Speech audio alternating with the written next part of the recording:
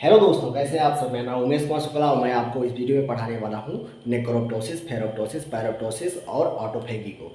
तो चलो शुरू करते हैं। नेक्रोप्टोसिस नेक्रोप्टोसिस नेक्रोप्टोसिस व्हाट इज नेक्रोप्टोसिस। नेक्रोप्टोसिस पे नेक्रोसिस और एपोप्टोसिस दोनों शब्द आ रहे हैं। तो नेक्रोप्टोसिस के भी कैरेक्टर होंगे और एपोप्टोसिस के भी कैरेक्टर होंगे, यानी कि इसको हम कह सकते हैं प्रोग्राम सेल नेक्रोसिस। तो प्रोग्राम नेक्रोसिस इसको कह सकते हैं। तो इसको और क्या कह सकते हैं, प्रोग्राम नेक्रोसिस।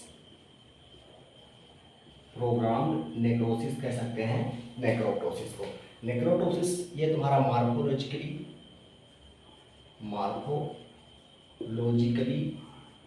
नेक्रोसिस होता है। जो फीचर दिखाई पड़ेंगे वो नेक्रोसिस के दिखाई पड़ेंगे, जैसे कि एटीपी का डिप्लेशन हो गया, सेल मेम्ब्रेन की इंटीग्रिटी लॉस हो जाएगी, ये सब चीज़ें, माइटोकॉन्ड्रियल डिसफंक्शन और ये मेम्ब्रेन डिसफंक्शन होगा इसमें। तो ये नेक्रोप्टोसिस की मार्फोलॉजी होगी। और जो मैकेनिस्टिकली ये कैसे होंगे, तो इसमें कैरेक्टर होगा एपोप्टोसिस का। यानी ये प्रोग्राम्ड नेक्रोसिस है, यानी इसका प्रोग्राम फिक्स हो चुका है पहले ही, और उसके बाद क्या हो रहा है, नेक्रोसिस हो रहा है। तो ये प्रोग्राम नेक्रोसिस होता है। अब मैकेनिस्टिकली आप लोग पता चल गया क्या है, यानी कि loss of swelling of cell इसमें होगा। नेक्रोसिस का एग्जाम्पल होता है, मतलब कैरेक्टर था। लॉस ऑफ स्वेलिंग होगा, लॉस ऑफ मेम्ब्रेन इंटीग्रिटी होगा, माइटोकॉन्ड्रियल डिसफंक्शन होंगे, यानी कि एटीपी का डिप्लेशन होगा, सोडियम पोटेशियम पंप कम करेगा। ये सब चीज़ें तुम्हारे नेक्रोसिस का क्या था, मार्फोलॉजी था। तो ये नेक्रोसिस का मार्फोलॉजी होगा और मैकेनिस्टिकली एपोप्टोसिस होगा। ये कैस्पेस इंडिपेंडेंट होता है। क्या होता है, कैस्पेस इंडिपेंडेंट होता है। कैस्पेस का कोई रोल यहाँ पर नहीं होता है। इसमें कैस्पेस से जुड़ता तो है, लेकिन कैस्पेस का एक्टिवेशन नहीं होता है।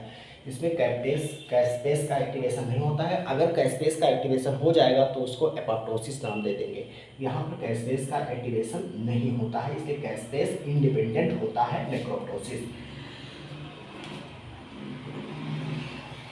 अगर ये कैसे स्टार्ट होता है, जैसे एपोप्टोसिस था, ट्यूबर नेक्रोसिस फैक्टर रेसेप्टर 1, तो TNF-R1 और फास जो ये थे, इनके साथ में लिगेंड के जुड़ने से नेक्रोप्टोसिस ट्रिगर होगी। तो अगर इसका मैकेनिज्म समझे तो इसके लिगेंड आके से अगर जुड़ जाएगा तो नेक्रोप्टोसिस स्टार्ट हो जाएगी। नेक्रोप्टोसिस स्टार्ट हो जाती है। अगर लिगेंड जुड़ा तो नेक्रोप्टोसिस हो जाएगी, नेक्रोप्टोसिस स्टार्ट हो जाती है। अब लिगेंड कौन से होंगे, लिगेंड जैसे कि माइक्रोबियल इन्फेक्शन होगा, माइक्रोबियल जो प्रोडक्ट होंगे वो लिगेंड की तरह काम करेंगे। तो क्या होगा, माइक्रोबियल प्रोडक्ट जो कि साइटोसॉल में घुसेगा और नेक्रोप्टोसिस एक्टिवेट ट्रिगर हो जाएगी। और ये जो प्रोसेस चलता है वो तुम्हारा एक्सट्रिंसिक पाथवे में होता था। आप जानते हैं जो TNF-R1 और फास कहाँ पर होता था, एक्सट्रिंसिक पाथवे में। आप एपोप्टोसिस को ये एक्सट्रिंसिक पाथवे को फॉलो करता है एपोप्टोसिस के। तो ये कुछ चीज़ें हो गई नेक्रोप्टोसिस की। अब इसमें कुछ काइनेज रिसेप्टर्स होते हैं, जैसे 1 और 3, और जिसे RIP1 और RIP3 कहते हैं। इससे TNRF और फास से जाके जुड़ते हैं, मल्टी प्रोटीन कॉम्प्लेक्स बनाते हैं, जिनको एक स्पेसिफिक नाम दिया जाता है, और वो आगे की प्रक्रिया स्टार्ट करते हैं। कैस्पेस 8 से जुड़ते हैं। कैस्पेस 8 में क्लीविंग नहीं हो पाती है, इससे कैस्पेस 8 क्या होता है, इनएक्टिवेट ही रहता है। और इनएक्टिवेट होने से आगे की प्रक्रिया होती है, रिएक्टिव ऑक्सीजन स्पीशीज होंगे, सेल डैमेज होगा, प्लाज्मा मेम्ब्रेन डैमेज होगी, सेल डेथ होगा, सेल स्वेलिंग हो जाती है इसमें। तो ये सब चीज़ें होंगी। तो नेक्रोटोसिस में आगे क्या समझना है, देखो इसको ट्रिगर करने के लिए क्या हो सकता है, तो माइक्रोबियल इन्फेक्शन हो जाए, वायरल डीएनए या आरएनए लिगेंड की तरह काम कर सकते हैं। तो इसको यहाँ से हल्का हम रब करते हैं और इधर ये चीज़ें लिख देते हैं कि ट्रिगर कौन करेगा, ट्रिगर्स ऑफ में, यानी कि मैकेनिज्म हम पढ़ रहे हैं उसमें ट्रिगर्स क्या हैं जो स्टार्ट कर देते हैं नेक्रोटोसिस को। तो इसमें क्या होगा, वायरल डीएनए या आरएनए है तो वो ट्रिगर कर सकता है नेक्रोटोसिस को। इसमें जो होता है नेक्रोटोसिस में टू यूनिक प्रोटीन काइनेज होते हैं, टू यूनिक काइनेज होते हैं जिन्हें कहते हैं kinase associated receptor 1 receptor associated या फिर रिसेप्टर एसोसिएटेड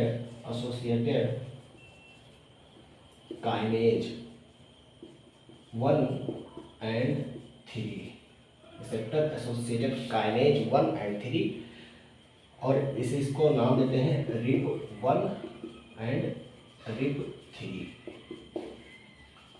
तो ये क्या है, receptor associated kinase 1 and 3, RIP1 and RIP3 इसमें होता है। अब इसमें होता क्या है उसको हम समझते हैं, मैकेनिज्म क्या होती है, हम मैकेनिज्म में बात कर रहे हैं तो मैकेनिज्म में क्या होता है वो हम देखते हैं। इसको हम डिलीट कर दे रहे हैं यहाँ से, डिलीट, और इसको आप लिखते रहिएगा।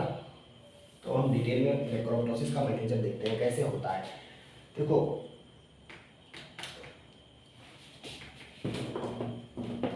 ये क्या है, प्लाज्मा मेम्ब्रेन है, ये प्लाज्मा मेम्ब्रेन है, इस पे क्या होगा, रिसेप्टर्स होंगे और दूर बनाते हैं, ठीक है। ये प्लाज्मा मेम्ब्रेन है, ये दोनों तरफ होगा, किसे लिखते हैं, लिख रहा हूँ क्योंकि दोनों तरफ इसलिए बना रहा हूँ क्योंकि उसका यूज होगा, ठीक है। ये अब ये प्लाज्मा मेम्ब्रेन है, प्लाज्मा मेम्ब्रेन, और प्लाज्मा मेम्ब्रेन में रिसेप्टर्स होते हैं, रिसेप्टर्स। तो यहाँ पे क्या होंगे, रिसेप्टर्स है, मान लो ये रिसेप्टर्स है, ठीक है, रिसेप्टर है जो इसमें है TNF यानी कि TNFR1 है, रिसेप्टर है। इस पे क्या होता है, पहले RIP1 कॉम्प्लेक्स बनता है, RIP1 कॉम्प्लेक्स बनेगा। RIP1 कॉम्प्लेक्स ये मल्टी प्रोटीन कॉम्प्लेक्स होता है, हेक्सागोनल टाइप का कुछ ऐसे बनता है, ठीक है। इसमें 4 प्रोटीन होती है मेनली।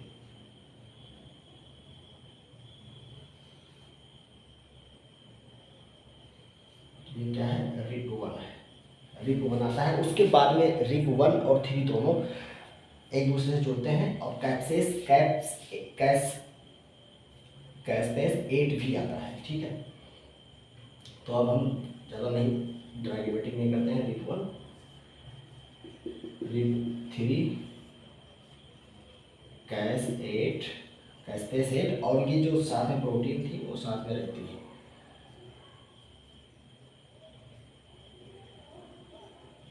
ठीक है। तो ये सिस्टम डेवलप हो जाता है। अब इसे कहते हैं RIP1 and RIP3 complex, RIP1 and RIP3 complex बन गया। अब ये क्या करता है, इसमें जो कैप्स 8 था इसी पर निर्भर करता है। अगर ये कैप्स इनएक्टिवेट रह गया, तो नेक्रोटोसिस होगी, और अगर एक्टिवेट हो गया कैस 8 तो ये क्या करेगा, एपोप्टोसिस होगा, तो एपोप्टोसिस होगा, ठीक है। तो हमको यहाँ पर क्या करना है, इनएक्टिवेट रखना है, क्योंकि ये कैस्पेस इंडिपेंडेंट होती है, जो नेक्रोटोसिस होती है वो कैस्पेस इंडिपेंडेंट होती है। तो इनएक्टिवेट रह गया कैस्पेस है, तो आगे का क्रिया होगा, इसमें क्या होगा, नेक्रोसोम बनेगा। क्या बनेगा, नेक्रोसोम बनेगा। नेक्रोसोम बनेगा। और नेक्रोसोम के बाद में मेटाबॉलिक अल्टरेशन होगा। क्या होगा? मेटाबॉलिक अल्टरेशन होगा। मेटाबॉलिक अल्टरेशन होगा। मेटाबॉलिक अल्टरेशन होगा किसमें? माइटोकॉन्ड्रिया में। ठीक है, माइटोकॉन्ड्रिया में। और जिसके कारण क्या होगा? एटीपी डिक्रीज हो जाएगी, एटीपी डिप्लीशन होगा जो, और रिएक्टिव ऑक्सीजन स्पीशीज यानी कि फ्री रेडिकल इंक्रीज हो जाएंगे, तो डैमेज कॉज करेंगे। तो क्या करेंगे? डैमेज करेंगे। अब ये देखो, इसको हम नीचे बना रहे हैं क्योंकि यहाँ पे आएगा नहीं। तो जो एटीपी क्या होगी? डिप्लीशन हो गया, तो बायो एनर्जेटिक ब्रेकडाउन होगा। बायो एनर्जेटिक ब्रेकडाउन होगा। बायो एनर्जेटिक ब्रेकडाउन हुआ जो loss of cell and organelle integrity को लॉस करेगा जाके आगे। और वहीं पर जो रिएक्टिंग ऑक्सीजन स्पीशीज होगा, ये क्या करवाएगा? लिपिड पेरोक्सीडेशन ऑफ मेम्ब्रेन करवाएगा। लिपिड पेरोक्सीडेशन करवाएगा। पेरोक्सीडेशन यानी कि लिपिड पेरोक्सीडेशन कर रहा है, तो लिपिड की ये जो लेयर है उसको तोड़ने का काम करेगा, तो लिपिड पेरोक्सीडेशन करवाएगा। लिपिड पेरोक्सीडेशन हुआ तो लाइसोसोम मेम्ब्रेन परमेबिलिटी को बढ़ा देगा। लाइसोसोम मेम्ब्रेन परमेबिलिटी, लाइसोसोम के लिए मेम्ब्रेन परमेबिलिटी बढ़ जाएगी, परमेबिलिटी इंक्रीज हो जाएगी। इससे क्या होगा? Degradation of cellular macromolecules. Lysosome क्या कर देगा? डिग्रेडेशन ऑफ मैक्रोमोलेक्यूल्स का क्या कर देगा? डिग्रेडेशन। जो लाइसोसोम है उसके एंजाइम क्या कर देंगे? डिग्रेडेशन कर देंगी माइक्रोमोलेक्यूल्स का, यानी कि ऑर्गेनेली का। तो सेलुलर माइक्रोमोलेक्यूल्स थे उनका क्या कर देगा? डिग्रेडेशन कर देगा। और लिपिड पेरोक्सीडेशन के कारण आप जानते हैं क्या होगा? मेम्ब्रेन इंटीग्रिटी लॉस हो जाएगी, मेम्ब्रेन डैमेज होगी और ऑर्गेनेली का स्वेलिंग होगा। ऑर्गेनेली स्वेलिंग, क्योंकि नेक्रोसिस का ही क्राइटेरिया है। तो ऑर्गेनेली स्वेलिंग हो गया, मेम्ब्रेन डैमेज हो गया, ऑर्गेनेली स्वेलिंग हो गया। जो रिएक्टिंग ऑक्सीजन स्पीशीज हैं ये protein oxidation and DNA damage करवाते हैं। क्या करवाते हैं? Protein oxidation and DNA damage करवाते हैं, डीएनए डैमेज करवाएंगे। अब ये जब इतना चीज हो जाएगा तो ये मेम्ब्रेन क्या हो गई है? टूट चुकी है। मेम्ब्रेन यहाँ से टूट चुकी है, मेम्ब्रेन क्या हो गई है? टूट चुकी है। और इससे कंटेंट बाहर निकल जाएगा, कंटेंट बाहर निकलेगा, इससे बाहर निकलेगा कंटेंट, और सेल डेथ होगा नेक्रोप्टोसिस के द्वारा। तो ये मैकेनिज्म होता है नेक्रोप्टोसिस का। यानी कि इसमें क्या होगा? रिप 1 कॉम्प्लेक्स बनेगा, रिप 1 3 बनेगा, कैस्पेस 8 जुड़ेगा। कैस्पेस 8 अगर एक्टिवेट हो गया तो एपोप्टोसिस हो जाएगी, इनएक्टिवेट रहा तो नेक्रोसोम बनेगा, मेटाबॉलिक अल्टरेशन हो जाएगा, माइटोकॉन्ड्रिया में एटीपी डिक्रीज हो जाएगा, रिएक्टिंग ऑक्सीजन स्पीशीज बढ़ जाते हैं। एटीपी डिक्रीज हुआ तो बायोएनर्जेटिक ब्रेकडाउन हुआ, सोडियम पोटेशियम कम काम करेगा। और आरओएस हुआ तो लिपिड पेरोक्सीडेशन होगा, मेम्ब्रेन डैमेज हो जाएगा, ऑर्गेनेली स्वेल कर जाएंगी, लाइसोसोम मेम्ब्रेन के लिए मेम्ब्रेन परमेबिलिटी बढ़ जाएगी, लाइसोसोम डिग्रेड कर देगा सेलुलर माइक्रोमोलेक्यूल्स को, और जो आरओएस है वो प्रोटीन ऑक्सीडेशन करवा देगा, डैमेज करवा देगा डीएनए को, और वो सेल का डेथ हो जाएगा बाई नेक्रोप्टोसिस। तो ये होता है मैकेनिज्म। ठीक है, तो ये मैकेनिज्म ऑफ नेक्रोप्टोसिस है। अब इसी में हम और समझते हैं कुछ चीज़ें, इसका एग्जांपल देखते हैं। देखो, नेक्रोप्टोसिस फिजियोलॉजिकल और पैथोलॉजिकल दोनों प्रकार की होती है। फिजियोलॉजिकल है वो फिजियोलॉजिकल और पैथोलॉजिकल दोनों होती है। तो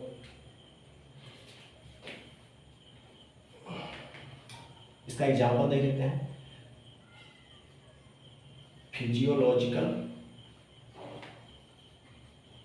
एंड पैथोलॉजिकल मौत, पैथोलॉजिकल नेक्रोसिस। अब फिजियोलॉजिकल नेक्रोसिस का बात करें तो फिजियोलॉजिकल नेक्रोसिस कहाँ होती है? जैसे कि फिजियोलॉजिकल नेक्रोसिस का एग्जांपल आप दे सकते हैं मैमेलियन, जो बोन मैरो प्लेट होती है जो उसका डेवलपमेंट होता है तो उसमें नेक्रोप्टोसिस होती है। तो इसका एग्जांपल है mammalian bone growth plate, mammalian bone growth plate. एक फिजियो पैथोलॉजिकल एग्जांपल कई सारे हैं, जैसे कि डेथ इन स्टेटोहिपेटाइटिस,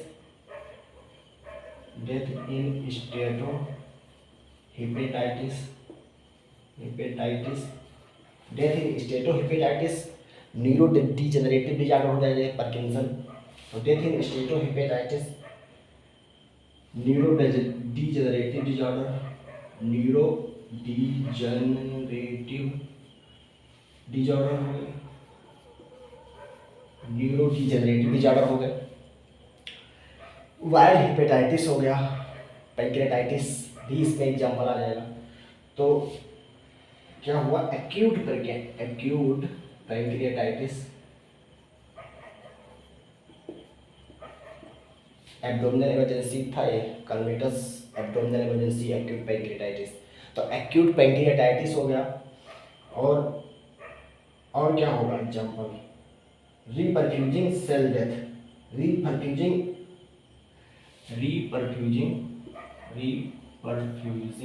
इंजरी में नेक्रोप्टोसिस होता है। ठीक है, तो ये पैथोलॉजिकल कुछ एग्जाम्पल हो गए। अब ये बैकअप की तरह, जो नेक्रोप्टोसिस है, बैकअप की तरह काम करता है सर्टेन माइक्रोबियल इन्फेक्शन में, जैसे साइटोमेगलोवायरस। साइटोमेगलोवायरस में क्या होता है, साइटोमेगलोवायरस में क्या होता है, इसके पास इनहिबिटर होते हैं एपोप्टोसिस के, यानी कि एपोप्टोस कैस्पेस इनहिबिटर होते हैं। जैसे फिलिप प्रोटीन पढ़ाया था जब एपोप्टोसिस बताया था, तो जो फिलिप होता है वो इनहिबिटर होता है। तो फिलिप इनके पास में होता है, फिलिप होने के कारण ये इनहिबिटर की तरह काम करते हैं कैस्पेस के, और कैस्पेस को इनहिबिट कर देते हैं, यानी कि उनको एक्टिवेट नहीं होने देते हैं, तो एपोप्टोसिस नहीं हो पाती है। तो एपोप्टोसिस के बैकअप की तरह काम करता है सम वायरस में। तो इन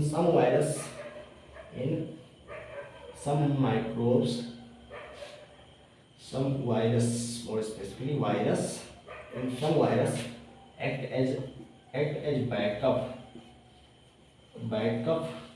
to apoptosis। अब ये कैसे करते हैं, they possess caspase inhibitor, caspase inhibitor रखते हैं, जिसके कारण कैस्पेस एक्टिवेट नहीं हो पाता है, जिसके कारण एपोप्टोसिस नहीं हो पाती है। तो हमको नेक्रोप्टोसिस करवाने के लिए कैस्पेस का एक्टिवेशन होना जरूरी ही नहीं है, तो कैस्पेस एक्टिवेट ही नहीं होगा इसमें और एपोप्टोसिस का काम हो जाएगा। तो ये बैकअप की तरह काम करता है एपोप्टोसिस के। कुछ माइक्रोब्स में सब जैसे एग्जाम्पल है साइटोमेगालोवायरस। एग्जाम्पल क्या है, साइटोमेगालोवायरस,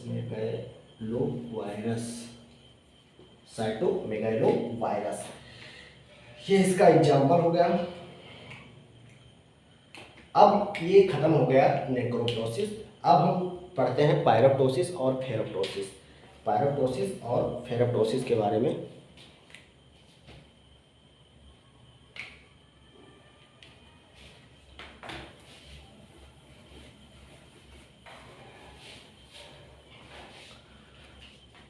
देखो फेरोप्टोसिस पहले खत्म कर देते हैं, फेरोप्टोसिस छोटा है। तो फेरोप्टोसिस क्या है, देखो आयरन एक्सेस हुआ है, एक्सेस आयरन होगा, आयरन एक्सेस, लिपिड परऑक्सीडेशन हो जाएगा, प्लाज्मा मेम्ब्रेन डैमेज हो जाएगी और सेल डेथ हो जाएगा। यानी कि एक्सेस ऑफ आयरन के कारण होता है फेरोप्टोसिस। ये 2012 में डिस्कवर्ड हुआ था। ठीक है, तो ये फेरोप्टोसिस खत्म हो गया। फेरोप्टोसिस छोटा सा था।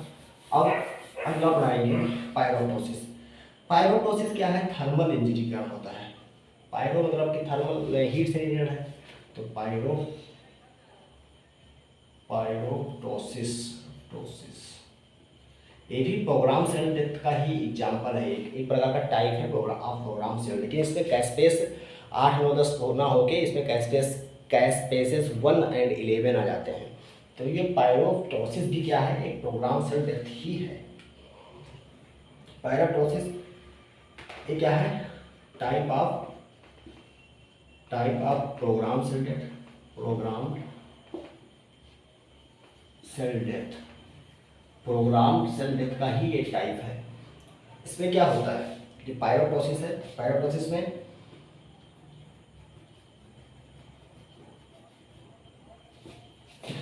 accompanied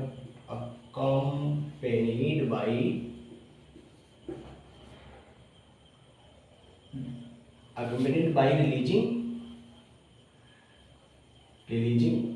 fever inducing interleukins. तो ये इंटरल्यूकिन्स के रिलीज के कारण होता है, accompanied by releasing fever inducing interleukins, fever inducing cytokine और इंटरल्यूकिन। साइटोकाइन के प्रकार हैं, साइटोकाइन, इंटरल्यूकिन 1। तो इंटरल्यूकिन 1 इसमें रिलीज होता है जो ये सब काम करवाता है। अब इसमें मैकेनिज्म कैसे होगा, माइटोकॉन्ड्रियल जो माइक्रोबियल प्रोडक्ट होगा वो साइटोसॉल में घुस जाएगा, साइटोसॉल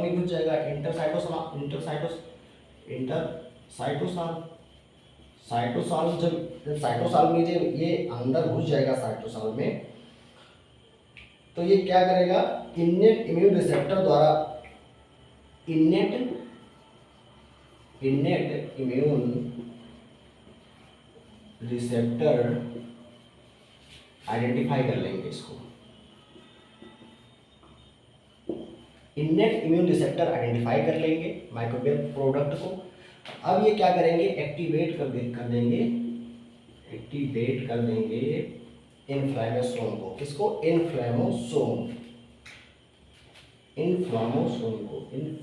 को। इसको डिटेल में आप आगे पढ़ेंगे। इन्फ्लेमोसोम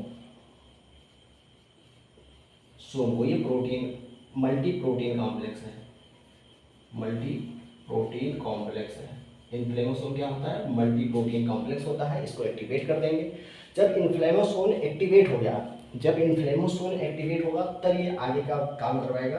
और ये क्या करवाएगा, ये भी क्या करेगा, ये एक्टिवेट करेगा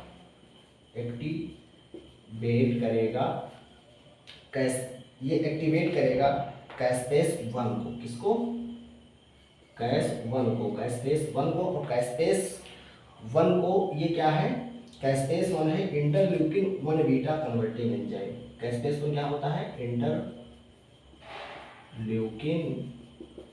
1 बीटा कन्वर्टिंग एंजाइम होता है, कैस्पेस 1। तो इसको एक्टिवेट कर दिया। इन्फ्लेमेशन क्या करेगा, कैस्पेस 1 को एक्टिवेट कर देगा, जो इंटरल्यूकिन 1 बीटा कन्वर्टिंग एंजाइम है। इंटरल्यूकिन 1 बीटा कन्वर्टिंग एंजाइम है। अब कैस्पेस 1 जब एक्टिवेट हो गया तो वो आगे आप एपोप्टोसिस का प्रोसेस पढ़े होंगे, क्या होता है, इसकी एक्सिक्यूशनल कैस्पेसेस आएंगे। उसके बाद में इंटरन्यूक्लियर साइटोस्केलेटन डैमेज होगा, इंटरन्यूक्लियर डीएनए डैमेज करेगा, और आगे चल के सब चीज़ें एपोप्टोसिस जैसी हो जाएंगी। तो ये कैस्पेस 1 इंटरल्यूकिन 1 बीटा कन्वर्टिंग एंजाइम है। अब जो इंटरल्यूकिन है, जो ये क्या करता है, ये जो इसका काम क्या है कि जो ये इन्फ्लेमेसोम है इसका काम क्या है, ये क्या करता है, जो कैस्पेस 1 है भाई, अभी ये इनएक्टिव फॉर्म में है, तो ये बायोलॉजिकली एक्टिव फॉर्म में इसको चेंज करता है। तो ये कैस्पेस जो इन्फ्लेमेसोम क्या करता है, इसको ऐसे लगा रहा हूँ, ठीक है, बायोलॉजिकली एक्टिव कैस 1 में चेंज करता है। कौन, इन्फ्लेमेसोम। तो इन्फ्लेमेसोम का फंक्शन क्या है, कैस 1 को बायोलॉजिकली एक्टिव कैस 1 में कन्वर्ट करता है। तो बायोलॉजिकली एक्टिव कैस 1 आया तो आगे की प्रक्रिया स्टार्ट हो जाएगी, यानी कि जो इंटरल्यूकिन 1 होता है। अब ये चीज़ें यहाँ तक कैस्पेस 1 बन गई। कैस्पेस 1 के बाद में क्या हो जाएगा, एपोप्टोसिस। यहाँ पर जगह नहीं है, इसलिए हमको क्या करना पड़ेगा, डिलीट ऊपर। आप लोग लिखते रहिएगा, इससे आपको बहुत ही धीमा लगे वीडियो, ठीक। अब ये कैस्पेस 1 क्या हुआ, बायोलॉजिकली एक्टिव का स्पेस 1 में चेंज हो गया। यहाँ तक बात सही थी। अब हम इंटरल्यूकिन के बारे में कुछ बात कर लेते हैं। इंटरल्यूकिन 1 जो होता है वो मीडिएट करता है। वो क्या करता है? मीडिएटर होता है many aspect of inflammation. Mediator of many aspect of inflammation. तो ये इन्फ्लेमेशन करवाता है कौन? Interleukin 1। Mediator of many aspect of inflammation interleukin 1 का काम होता है। अब जो एक पढ़े थे कैस 1, तो कैस 1 का क्लोजली रिलेटेड कैसपेस 11 भी ये काम करवा सकता है। तो कैस 11 को भी इसमें एक्टिवेट हो सकता है। कैस 11 भी इसमें एक्टिवेट हो सकता है। तो कैस 11 और कैस 1 काम होता है पायरोप्रोसिस में। अब इसका कैरेक्टरिस्टिक क्या होता है? Characteristics of pyroptosis. तो कैरेक्टरिस्टिक्स में क्या होगा? डिस्टिंक्ट, जो हल्का अलग होता है एपोप्टोसिस से। भाई एपोप्टोसिस से अलग है तभी तो उसका अलग नाम दिया गया। तो कैरेक्टरिस्टिक्स क्या होंगे इसमें? स्वेलिंग होगा सेल का, स्वेलिंग, सेल स्वेलिंग तो होगा ही, सेल स्वेलिंग होगा। साथ में क्या होगा? Loss of plasma membrane integrity, loss of plasma membrane integrity, plasma membrane की इंटीग्रिटी लॉस हो जाएगी। और साथ में रिलीज ऑफ इन्फ्लामेटरी सब्सटेंस होगा, रिलीज ऑफ इन्फ्लामेटरी सब्सटेंस यानी कि इंटरल्यूकिन। जो इन्फ्लामेटरी सब्सटेंस होंगे उनका रिलीज हो जाएगा यानी कि इंटरल्यूकिन 1 रिलीज होगा, क्योंकि मीडिएटर है मेन एस्पेक्ट ऑफ इन्फ्लामेशन। तो ये तुम्हारा बात हो गया किसके बारे में? पायरोप्टोसिस के बारे में। अब पायरोप्टोसिस यहीं पर होती है दाइन। अब हम अगला पढ़ेंगे ऑटोफैगी। क्या है? ऑटोफैगी, जो कि लास्ट टॉपिक है सेल डेथ की। ऑटोफैगी इतना ज़्यादा लिखना पड़ता है भाई कि परेशान हो जाना पड़ता है लिखने का, क्योंकि लिखो उसके बाद बोलो फिर वो चीज़ें बहुत ही बड़ी हो जाएंगी। अगर हम चाहें तो इसको डिटेल में एक करके समझाएं, लेकिन वो चीज़ें इतनी बड़ी हो जाएगा लेक्चर कि अब 1 घंटे का लेक्चर 1.5 घंटे में, 2.5 घंटे में होगा। देखो ऑटोफैगी, ऑटोफैगी इम्पॉर्टेंट एस्पेक्ट है क्योंकि ये इवोल्यूशनरी कंजर्वेशन का मैकेनिज्म है। यानी कि जब कोई स्टारवेशन में जाती है कोई सेल, उसके पास खाना नहीं बचा हुआ है, तो क्या करती है? अपने ही कंटेंट को खा के एनर्जी पा जाती है। तो ये एक सर्वाइवल मैकेनिज्म है ऑटोफैगी। ऑटोफैगी क्या है? सर्वाइवल मैकेनिज्म है, लेकिन कुछ डिजीज कंडीशन में भी देखा जाता है। तो ऑटोफैगी पैथोलॉजिकल और फिजियोलॉजिकल दोनों होती है। अब ऑटोफैगी को क्या हम लिख सकते हैं? पहली लाइन में तो लिख देंगे ईट, ऑटोफैगी होता है ईट इट्स ओन कंटेंट। तो ऑटोफैगी मतलब ऑटो मतलब सेल्फ, फैगी मतलब खाना। तो सेल्फ के कंटेंट, सेल अपने ही कंटेंट को अगर खा जाएगी तो क्या होगा? ऑटोफैगी होगा। ईट्स इट्स ओन कंटेंट, तो cell eat its own content क्या कहलाएगा? ऑटोफैगी कहलाएगा। ऑटोफैगी क्या होता है? ये डिलीवरी करवाता है साइटोप्लाज्म को डिलीवरी करवाता है किसको? ऑटोफैगोसोम को। और इसी के आधार पे, डिलीवरी के मेथड के आधार पर कई प्रकार की ऑटोफैगी हो सकती है। तो उसको हम यहाँ पर देखने वाले हैं। तो ये क्या है?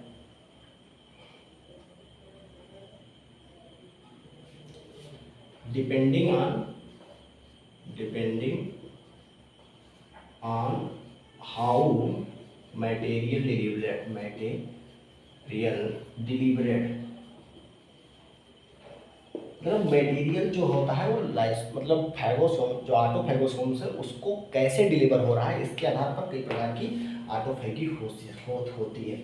जैसे कि चैपेरॉन mediated autophagy, चैपेरॉन mediated autophagy.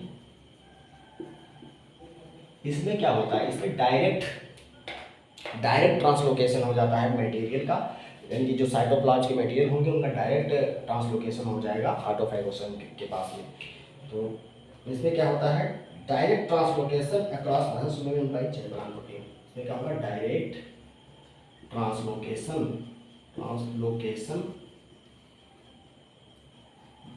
Bye chaperone protein.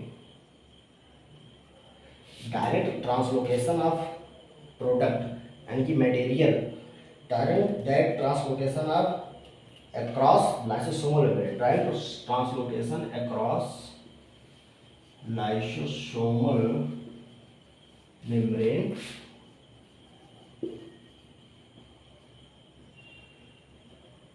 by chaperone. Chaperone एक प्रकार की क्या है, प्रोटीन है। तो direct translocation across lysosome membrane by चैपरॉन।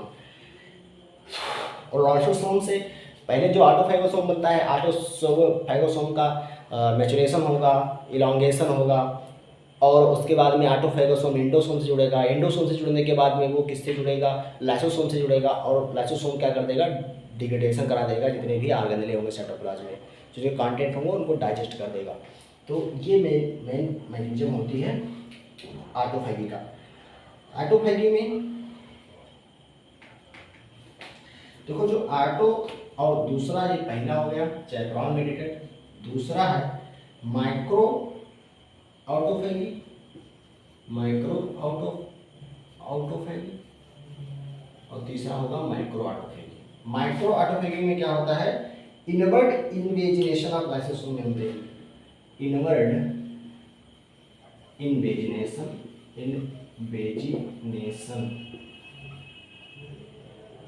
of lysosome membrane for delivery।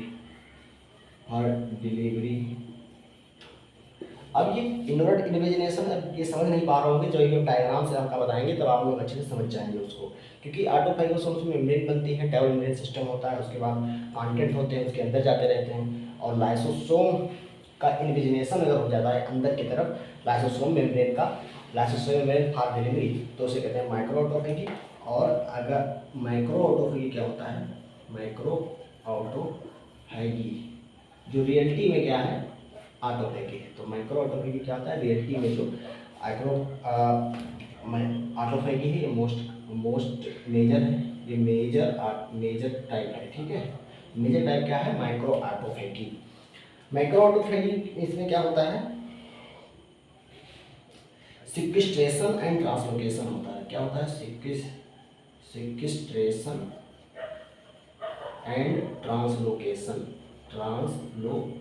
होता है। अभी आप डायग्राम से अच्छे समझ जाएंगे, ठीक है। सिक्विस्ट्रेशन एंड ट्रांसलोकेशन होता है, आप portion of cytosol, sequestration and translocation of portion of cytosol in a double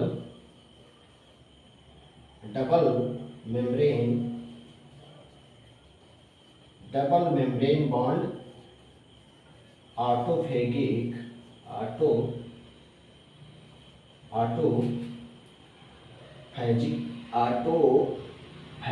बैकवॉल।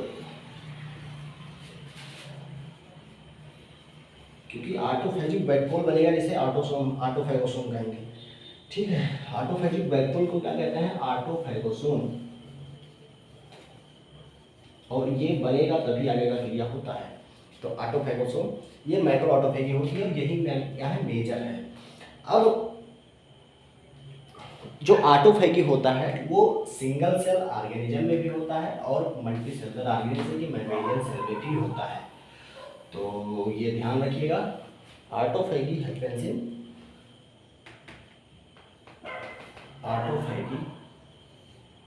Single cell organism में भी होगा, और मैमेलियन सेल में भी होता है, ठीक है, दोनों में होता है। और ये इवोल्यूशनरी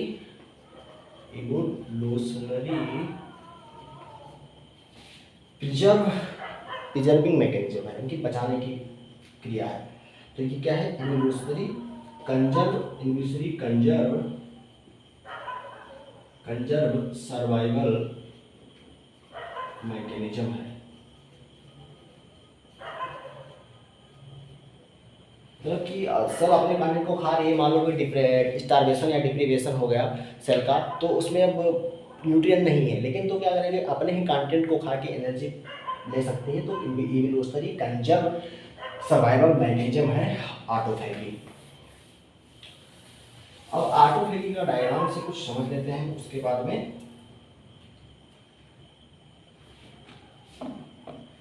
इसका फिजियोलॉजिकल एग्जांपल देख लेते हैं। फिजियोलॉजिकल एग्जांपल, उसके बाद में फिर डायग्राम भी देखेंगे। फिजियोलॉजिकल का एग्जांपल कहाँ मिलता है, एजिंग में, ठीक है।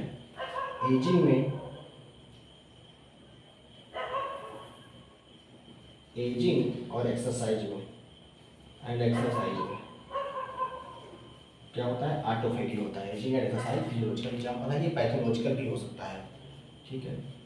पैथोलॉजिकल ऑटोफैगी भी हो सकता है। ये कई सारे स्टेप्स में होता है। कई सारे स्टेप में से पहले ऑटोफैगोसोम बनेगा। ऑटोफैगोसोम पहले इनिशिएशन होगा, न्यूक्लिएशन होगा। पहले क्या होगा, न्यूक्लिएशन होगा। उसके बाद में इलॉन्गेशन होगा, मैचुरेशन होगा। मैचुरेशन के बाद में इंडोसोम से जाके ऑटोफैगोसोम जुड़ेगा। उसके बाद में लाइसोसोम से जुड़ेगा, और बाद में क्या होगा, लाइसिस होगा ऑर्गेनेल का या कंटेंट का। तो ये सब स्टेप होते हैं। स्टेप यहाँ से हम एक बार लिख देते हैं, कौन कौन से स्टेप होते हैं, उसके बाद डायग्राम में समझा देते हैं अच्छे से। तो स्टेप इधर लिख देते हैं। पहला स्टेप पहला दूसरा में करके सीधे लिखते हैं। पहला क्या होगा, फॉर्मेशन ऑफ आइसोलेशन मेम्ब्रेन। पहले आइसोलेशन मेम्ब्रेन बनेगी, फॉर्मेशन ऑफ आइसोलेशन मेम्ब्रेन। इसको फैगोपोर कहते हैं। क्या कहते हैं, फैगोपोर। पहले फैगोपोर बनेगा, और इसका क्या होगा, न्यूक्लिएशन होगा। और जो आइसोलेशन मेम्ब्रेन होती है, ये कहाँ से आती है, ईआर से आती है, एंडोप्लाज्मिक रेटिकुलम डेरिवेटिव होती है।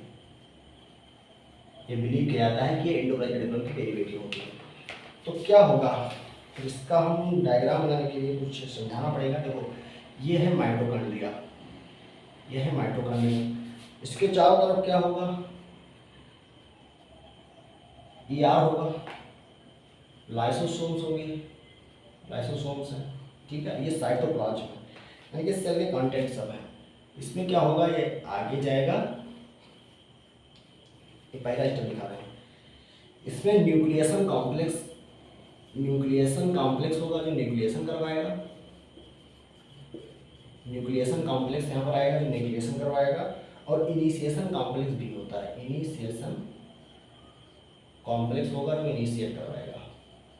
न्यूक्लिएशन, पहले इनिशिएशन कॉम्प्लेक्स आएगा जो इनिशिएट कराएगा प्रोसेस को, फिर न्यूक्लिएशन कॉम्प्लेक्स आएगा जो कि न्यूक्लिएशन करवाएगा, और बन जाएगा एक मेम्ब्रेन बन जाएगी, जिसे कहेंगे ऑटोफैगोसोम। एक मेम्ब्रेन पहले क्या होगी, आइसोलेशन मेम्ब्रेन बन गई, ऐसे प्रकार की आइसोलेशन मेम्ब्रेन बन गई। और जो ये कंटेंट थे साइटोप्लाज्म के, ये माइटोकॉन्ड्रिया, ईआर और सब ऐसे रहेंगे, ठीक है, अंदर ही है। और ये सब साइटोसोल में है। किसमें है, साइटोसोल में है। तो ये साइटोसोल है, यहाँ पे साइटोसोल है, ठीक है। सब कहाँ पर है, साइटोसोल में है। साइटोसोल है ये। साइटोसोल ये क्या होगी, ये क्या मेम्ब्रेन बन गई। अब मेम्ब्रेन में फिर यहाँ से काम करती है LC3 लाइट चेन 3, जो कि मेजर कंट्रीब्यूशन होता है इसका लाइट चेन 3 का। लाइट चेन 3 अभी इसको और अच्छे से बताएंगे, पहले डायग्राम में समझ लेंगे। LC3 आती है। LC3 क्या करवाता है, मेम्ब्रेन को और ये इंक्लोज कर, जो मेम्ब्रेन बनी है इसको आइसोलेशन मेम्ब्रेन बनी है, इसको इंक्लोज, साइटोप्लाज्मिक कंटेंट है, इसको क्या करेगी, इंक्लोज करेगी। तो धीरे धीरे क्या होगा, अब ये हम इंक्लोज करने का स्टेप दिखाते हैं। इसमें क्या होगा, ये पहले हुआ इनिशिएशन, अब ये क्या होगा, यही मेम्ब्रेन क्या कर जाएगी, इलांगेट कर गई, यही मेम्ब्रेन क्या हो रही है, इलांगेट कर जा रही है। ठीक है, ये मेम्ब्रेन क्या कर रही है, इलांगेट कर रही है। और इलांगेट जो इसमें जो ये कंटेंट है हम ये बना नहीं रहे हैं, ये कंटेंट एज इट इज यहाँ पर है। ठीक है, ये कंटेंट यहाँ पर है। और उसके बाद क्या होगा, मैचुरेशन होगा, और मैचुरेशन होगा इसका, और ये बिल्कुल ये इंक्लोज कर लेगी, ये बन गया ऑटोफैगोसोम बन जाता है। क्या बन जाता है, ऑटोफैगोसोम। ये हम बना नहीं रहे हैं, ये कंटेंट इसमें होगा। ठीक है, ऑटोफैगोसोम बन गया। ऑटोफैगोसोम्स, जो ऑटोफैगोसोम होगा उसका होगा फ्यूजन विद लाइसोसोम। क्या होगा, फ्यूजन विद लाइसोसोम। अब यहाँ हम सॉरी चेंज हो गया,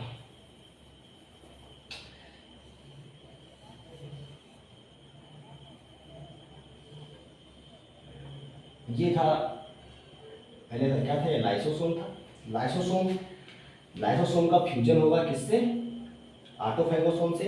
और इसमें ये कंटेंट भरा हुआ है, तुम्हारा साइटोसोम था ये वाला कंटेंट। और इसमें लाइसोसोमल हाइड्रोलाइजेज एंजाइम होगी। इसमें क्या है, एंजाइम्स हैं, लाइसोसोम की एंजाइम है, क्या है, लाइसोसोम की एंजाइम इसमें है। अब ये क्या करेंगे, डाइजेस्ट कर देंगे। फ्यूजन हो गया लाइसोसोम के साथ में। उसके बाद में क्या होगा, डिग्रेडेशन हो जाएगा मेटाबोलाइट का। जिसमें मेटाबोलाइट्स थे वो क्या हो जाएंगे, बिल्कुल डिग्रेड हो जाएंगे।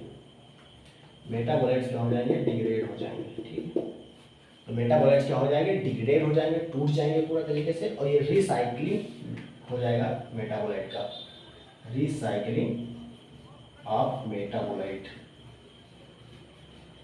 तो ये क्रम होता है ऑटोफैगी का एक क्रम होता है। और इसको और हम पहला स्टेप मान लो क्या था, ये formation of the isolation membrane, phagophore जिसे कहते हैं, न्यूक्लिएशन हुआ, यार डेरिवेटिव है क्या, आइसोलेशन मेम्ब्रेन। दूसरा स्टेप क्या होता था, दूसरा स्टेप था इलॉन्गेशन ऑफ द साइकिल होगा,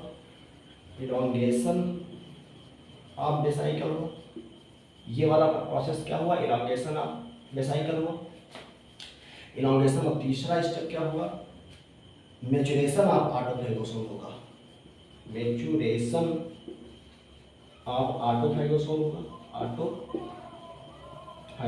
होगा।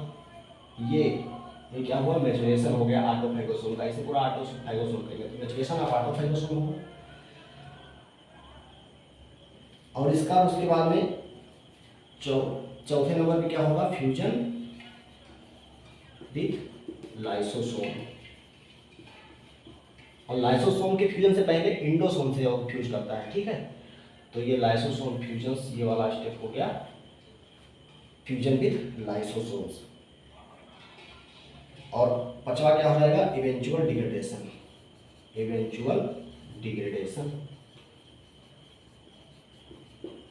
ये क्या हो गया, इवेंचुअल डिग्रेडेशन हो गया। तो ये मैकेनिज्म है ऑटोफैगी का। अब इसमें LC3 क्या होती है, इसके बारे में बात करते हैं, लाइट चेन। और ऑटोफैगी रिलेटेड जीन्स क्या होते हैं उसके बारे में बात करते हैं। देखो इसको बना लीजिएगा, इसको हम यहाँ से डिलीट कर रहे हैं। और LC3 के बारे में और कुछ चीज़ें और बताते हैं ऑटोफैगी के बारे में। ऑटोफैगी देखा कि ऑटोफैगोसोम बन रहा था, ऑटोफैगोसोम तुम्हारा लाइसोसोम से फ्यूज हुआ, एंडोसोम से फ्यूज हुआ, और साथ बाद में पूरा डिग्रेडेड हो गया, जितना कंटेंट था वो सब खत्म हो गया, डाइजेस्ट हो गया। अब LC3 यहाँ पर लाइट चेन क्या है उसके बारे में देखते हैं। उससे पहले चीज कवर करते हैं, इसमें क्या होता है, ऑटोफैगी रिलेटेड जीन्स होते हैं जिन्हें ATGS कहा जाता है। ठीक है, तो ऑटोफैगी रिलेटेड जीन्स को क्या ATGS कहा जाता है, ATGS कहा जाता है जब स्टारवेशन एंड डिप्लीशन होता है, डिप्लीशन होता है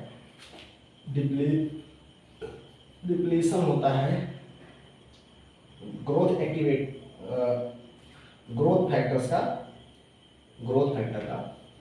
फैक्टर का starvation and depletion of growth factor, तब ये प्रोसेस क्या होता है, इनिशिएशन कॉम्प्लेक्स इंक्रीज होता है, इनिशिएशन कॉम्प्लेक्स एक्टिवेट हो जाता है, और वो आगे जो पीछे पढ़ाए हैं प्रोसेस, वो ही प्रोसेस होने लगता है। तो इनिशिएशन कॉम्प्लेक्स हुआ, एक्टिवेट हो जाता है। कब होगा? जब starvation and depression of growth factor होगा। और इसमें हेल्प करता है कौन? इलॉन्गेशन के बाद जो मेचुरेशन होता है उस स्टेप में हेल्प कौन करता है? Ubiquitin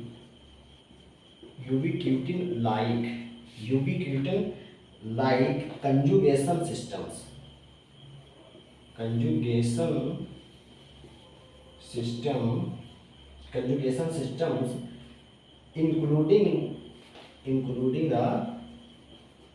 including the microbial associated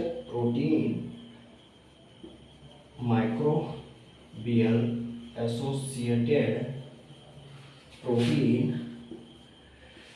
जिसे क्या कहते हैं? LC, light chain theory, LC theory. तो ये LC थ्योरी बताने के लिए इतना करना पड़ा। Ubiquitin like conjugation system including the microbial associated protein light chain theory, LC3, जो आप पीछे पढ़े हो इलॉन्गेशन के बाद में मैचुरेशन वाले स्टेप में यूज होना था LC3 का।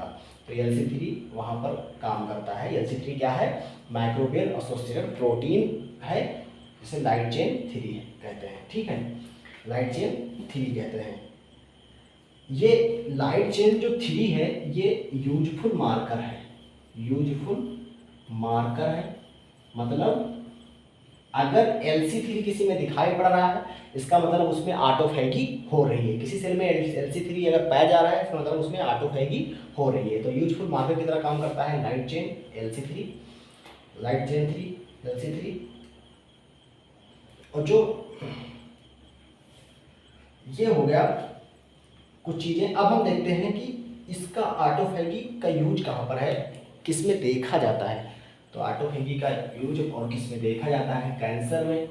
जो कैंसर होता है, कैंसर को स्टिमुलेट करने में देखा जाता है और इनहिबिट करने में भी देखा जाता है कैंसर में। तो कैंसर में इसका यूज देखते हैं कि ऑटोफैगी कहाँ, कैंसर में ऑटोफैगी का क्या रोल है।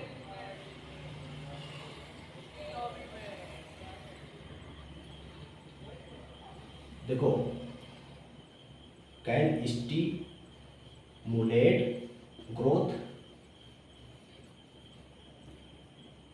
Can act as defence against cancer. तो ये दोनों तरीके से काम कर सकता है कैंसर में। कैंसर को स्टिमुलेट, इसका ग्रोथ भी स्टिमुलेट करवा सकता है, और डिफेंस अगेंस्ट कैंसर की तरह भी ऑटोफैगी का यूज हो सकता है। एक कैंसर का बात हो गया। अगला है न्यूरोडीजनरेटिव डिसऑर्डर में देख लेते हैं। न्यूरोडीजनरेटिव डिसऑर्डर में देख लेते हैं। अब न्यूरोडीजनरेटिव डिसऑर्डर तो पार्किंसन और हंटिंगटन डिजीज जो जानते हैं आप लोग एग्जाम्पल। इसमें क्या होता है? जैसे पहला है अल्जाइमर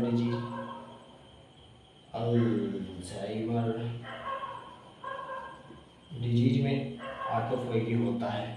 ठीक है, पार्किंसन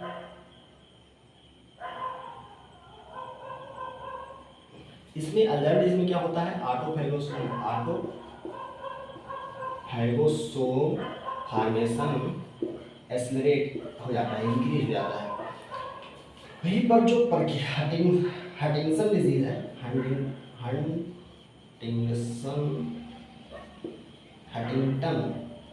डिजीज, ठीक है। हंटिंगटन डिजीज में क्या होता है? जो म्यूटेंट हंटिंगटिन होता है, हंटिंगटिन इम्पेस करती है आप ऑटोफैगी को, यानी ऑटोफैगी को नुकसान पहुंचाती है, ऑटोफैगी नहीं हो पाती है। तो हंटिंगटन डिजीज में क्या होता है? म्यूटेंट हंटिंगटिन जो होती है वो इम्पेस कर देती है ऑटोफैगी को। तो ये अब एक चीज और ध्यान रखिएगा, जो ATGS5 होता है, यानी कि ऑटोफैगी रिलेटेड जीन 5, ATGS5 ये मैक्रोफेज एसोसिएट स्पेसिफिक डिलीशन अगर हो जाए इसका क्या हो जाए, मैक्रोफेज स्पेसिफिक डिलीशन अगर हो जाए ATGS5 का, तो ये क्या करवाएगा, अगर ATGS5 का मैक्रोफेज स्पेसिफिक डिलीशन हो जाए तो ये रिजल्ट करता है ससेप्टेबिलिटी टू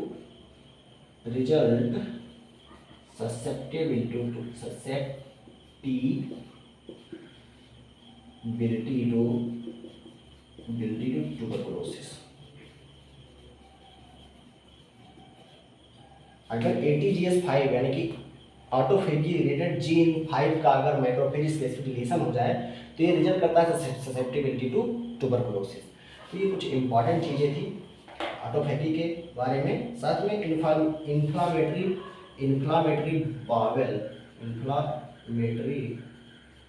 बाउल सिंड्रोम में भी, डिजीज में भी ये भी इस ऑटोफेजी होती है। ठीक है, जैसे कि क्रॉन डिजीज और अल्सरेटिव डिजीज में, Crohn disease and ulcerative colitis में,